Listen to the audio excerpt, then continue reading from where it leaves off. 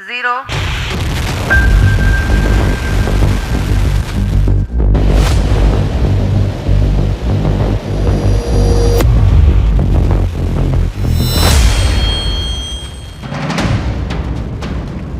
इतिहास रचने से 2 कदम दूर हिंदुस्तान।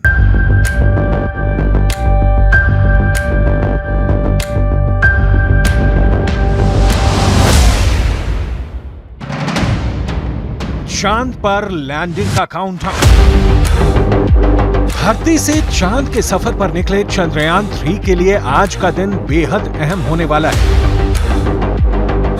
चंद्रयान 3 के प्रोपल्शन मॉड्यूल से विक्रम लैंडर गुरुवार को अलग हो गया और अब उसे चांद के लिए आखिरी के 100 किलोमीटर का सफर अकेले ही तय करना है। इस आखिरी के 100 किलोमीटर के सफर में विक्रम लैंडर में कौन कौन से बड़े बदलाव होने वाले हैं और इस बदलाव से जुड़ा हर एक कदम कैसे चंद्रयान 3 को चांद के करीब और करीब लेकर जाएगा, अब जरा वो समझ लीजिए।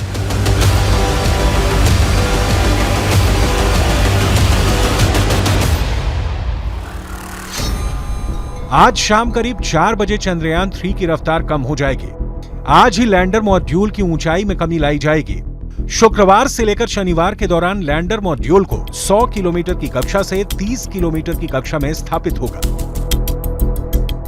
यह पूरी प्रक्रिया कैसे होगी और इस प्रक्रिया में कौन कौन सी चुनौतियां आनी बाकी हैं, वो आपको डेमो के जरिए समझाते हैं। विक्रम लैंडर का सेपरेशन हैपन हो चुका है।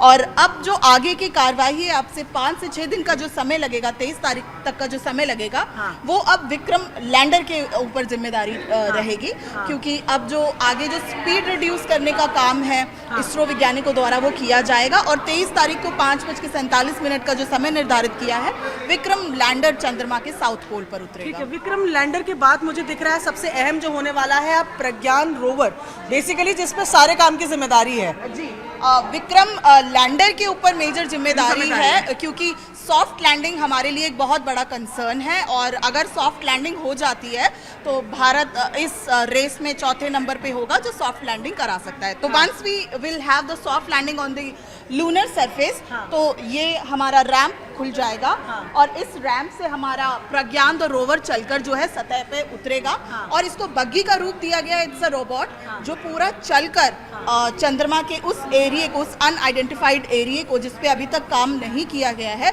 उसकी मैपिंग करेगा, पुष्टि करेगा किस तरीके के खनिज, गैस और अन्य पदार्थ, साथ ही साथ सेस्मिक एक्टिविटीज का भी प्रज्ञान जो है हमें खबर जो है डाटा कलेक्ट करके भेजेगा।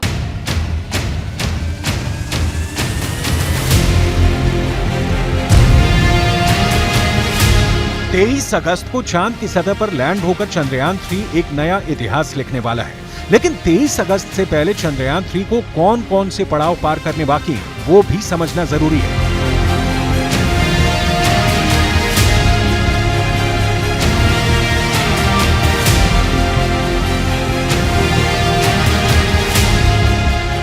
बीस अगस्त को लैंडर मॉड्यूल कक्षा छोड़कर चंद्रमा की सतह की ओर बढ़ेगा। रात 1:45 बजे के करीब इसकी डी ऑर्बिटिंग होगी। इसके बाद लैंडर चंद्रमा के गुरुत्वाकर्षण प्रभाव में आ जाएगा। 21 और 22 अगस्त को मॉड्यूल की गति को कम करने की प्रक्रिया शुरू होगी। मॉड्यूल की दिशा को चंद्रमा के लंबवत करने की प्रक्रिया भी इसी दौरान शुरू की जाएगी। और आखिर में आएगा 23 अगस्त का वो अहम पड़ाव जब विक्रम लैंडर की चंद्रमा के दक्षिणी ध्रुव के पास शाम करीब 5:47 पर सॉफ्ट लैंडिंग होगी। रोवर प्रज्ञान चांद की सतह पर उतरेगा।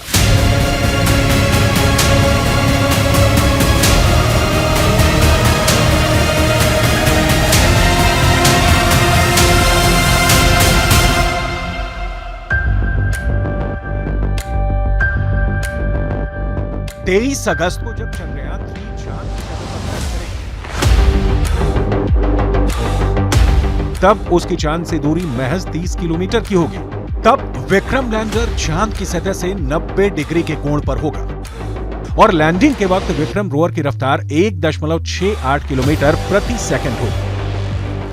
स्पीड को नियंत्रित करने की ज़रूरत रहेगी और स्पीड को धीरे धीरे कम किया जाएगा। ऑलमोस्ट हम 100 किलोमीटर्स का दायरा रह गया है अब चंद्रमा के करीब जाने का।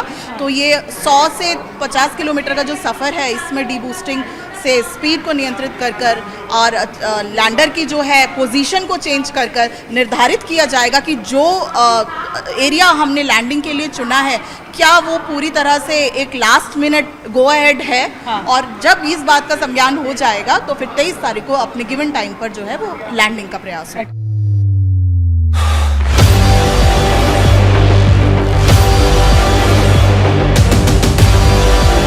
अब तक चंद्रयान 3 ठीक वैसे ही अपने सफर के एक एक पड़ाव को सफलतापूर्वक पार कर रहा है जैसा कि इसरो के वैज्ञानिकों ने तय किया था। और अब इंतजार उस घड़ी का है जब 23 अगस्त की शाम विक्रम लैंडर चांद पर उतरकर नया इतिहास रचेगा।